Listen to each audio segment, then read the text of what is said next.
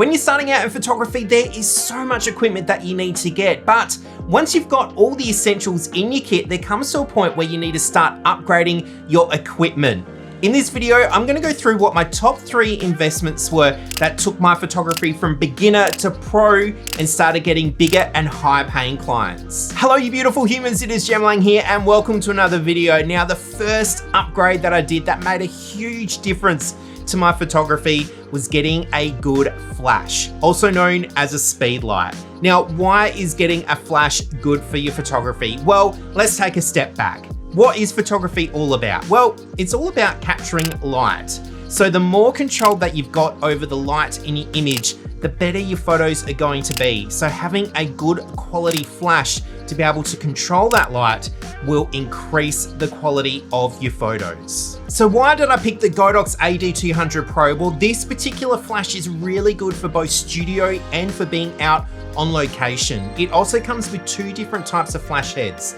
This one is the strobe and this is the bare bulb, which are both used for different scenarios. So it is really versatile. The other benefit of upgrading your flash is being able to control it wirelessly. Now, entry-level flashes tend to not have this feature. You can get adapters for them, but having it all inbuilt definitely makes it a lot easier. All you need is a trigger to go in your hot shoe mount on your camera, which will then sync with your flash, and then you can control it wirelessly. Now, why is this a game changer? Well, rather than the flash being on top of your camera, being straight onto your subject, you can position your flash anywhere you like, which gives you more control over where the light goes in your image. If I'm out on location shooting an event, what I'll do is I'll set up the flash on a light stand near where the natural light source is for the venue. So it might be set up near a door or a window to emphasize that natural light. Having it set up on a wireless trigger means that I just set it up and I forget about it. I don't need to go and keep checking it because I can control it from the trigger on my camera. The other benefit of this is that there is more control of the light, so I don't need to crank the ISO up on my images, which means they're less noisy and they are sharper. Oh, it is still so hot here in Australia. I know in the Northern Hemisphere, you're still in winter and I'm sure you're all rugged up, but I need the aircon on. Oh, that's better. Now, the second investment that is definitely worth doing to leveling up your photography is light diffusion. Now you've got yourself set up with a good quality flash, let's control the light that comes off that. Now, depending on what type of photography you do will depend on what type of light diffusion is best for your situation. You can get anything from scrims to reflectors to umbrellas, soft boxes, you can get bounce domes. There is so much to choose from, but you do need to research what is best for you. For my Godox AD200 Pro, what I use is the MagMod system, which is magnets, and we all love magnets, which basically has adapters so you can put different types of light diffusions on top. This one here is the sphere. All it does is just attaches on top, just like that with magnets. We love magnets. So then that way, what I do is if I'm at an event, I'll have this set up on the light stand, having this facing up towards the ceiling. This diffuses the light that comes off the top and then bounces off the ceiling above. Now, if I was in a situation where I can't use this to bounce off the ceiling, there is another attachment that you can use, which is this one. This is the MagMod Bounce. All you need to do is, again, just take that off, attach this with magnets, and there you go. And it works pretty well to getting a laugh out of people because you can wobble it and it looks pretty funny and phallic, I suppose.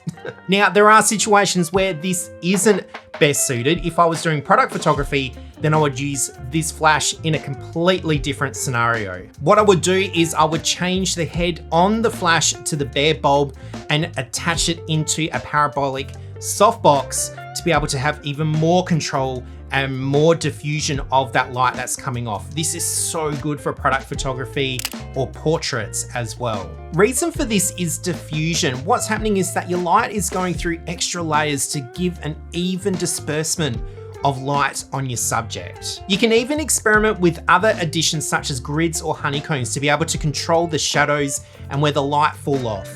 Have fun, try different situations with different lighting techniques, and just enjoy it. See what works for you and what doesn't. Before I get into my third recommendation for photography upgrades, if you are enjoying this video or you're finding it informative, I do invite you to subscribe and hit the like button just down below. I do lots of content around photography and video and would love for you to join my growing YouTube community here on my channel. So my third upgrade to level up your photography from beginner to pro. Now, when you're starting out, you've got so many expenses. You've got lots of overheads. You need to get yourself a camera. You need to get yourself lenses, memory cards, batteries, tripods, bags, lighting, filters. You need to make sure you've got a decent computer to edit on, plus your software. It just keeps going.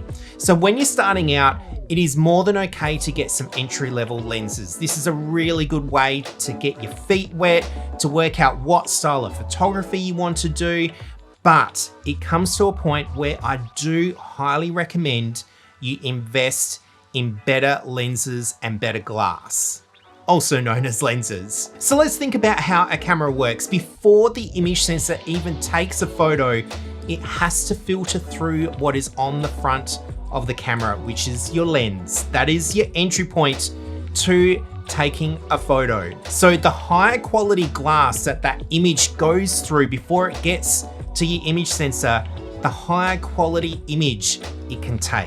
So that does mean investing in better lenses and better glass. Now, I shoot with Sony, so for me, that means using the G Master lenses. If you're on Canon, it's RF, but do research the brand that you use to get the best lenses available. Now, they do come with a price tag, which it can be eye-watering at times, but it is definitely worth the investment.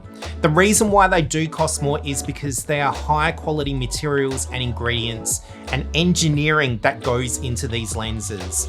Now, yes, it is a higher price and it is a bit of an outlay. However, I'd noticed a massive jump in the image quality that I was getting with these lenses. Plus, it also meant that I was able to charge more for my photography.